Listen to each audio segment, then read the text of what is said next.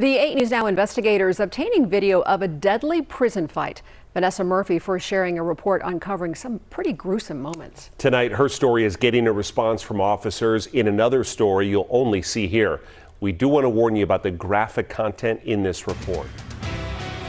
I don't even remember. Eric Janish is surprised he made it out of Ely State Prison alive. I got stabbed in the side and in the back. Especially after this fight on July 30th of last year. It was just like a melee. The Sureños, a Mexican-American gang, the first to attack against this group of inmates, some of them Aryan warriors, according to state records.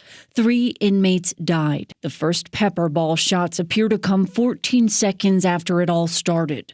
The tear out of control, while officers appear to be in this bubble and this hallway. Staff walks onto the tier 11 minutes later. From the perspective of, why didn't the officers do this? Why didn't they do that? And there's another story behind that where the limited resources that we have, the limited tools that we have, they were deployed to perfection. Paul Lunkwitz is the president of the union representing these officers. I can understand the optics. I get it. And he wants to respond to our initial story showing it all unfold. They did everything they could, and quite frankly, they saved lives. He blames the ongoing issue of short staffing in Nevada prisons, and particularly in Ely. They had 2 tiers that they had to watch. There was only 3 officers that were working that were assigned to the unit that day. He also says pepper balls aren't good enough to control inmates. They literally shot him in the face, and all he did was take a step back.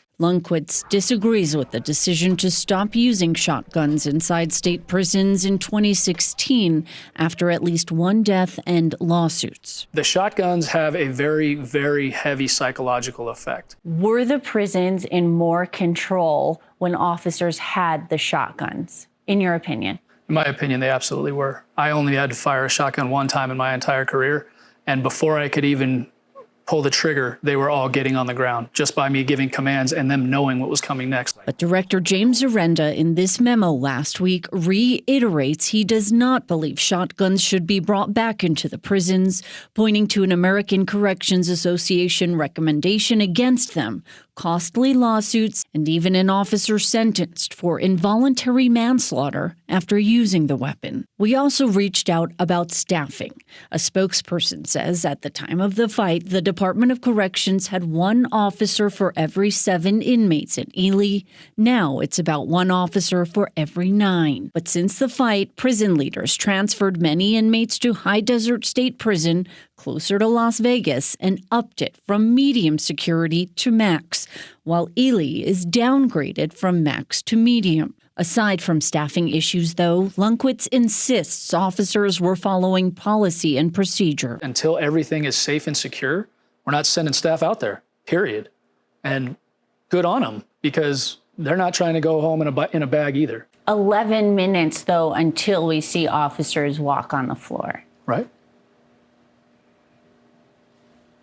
Does that sound like a long time? It does. It doesn't. To an outsider. To an outsider, okay, fair enough.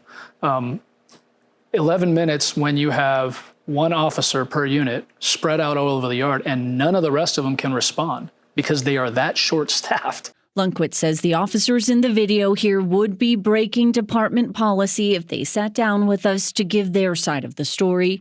Eric Janish is suing the department, and nearly 20 inmates are criminally charged for the fight. Vanessa Murphy, 8 News Now. There were numerous shanks used in that fight. Paul Lunkwitz telling Vanessa better staffing may have helped find their weapons in advance. However, he says many inmates are resourceful, and it is a challenge to keep up with the weapons that they make.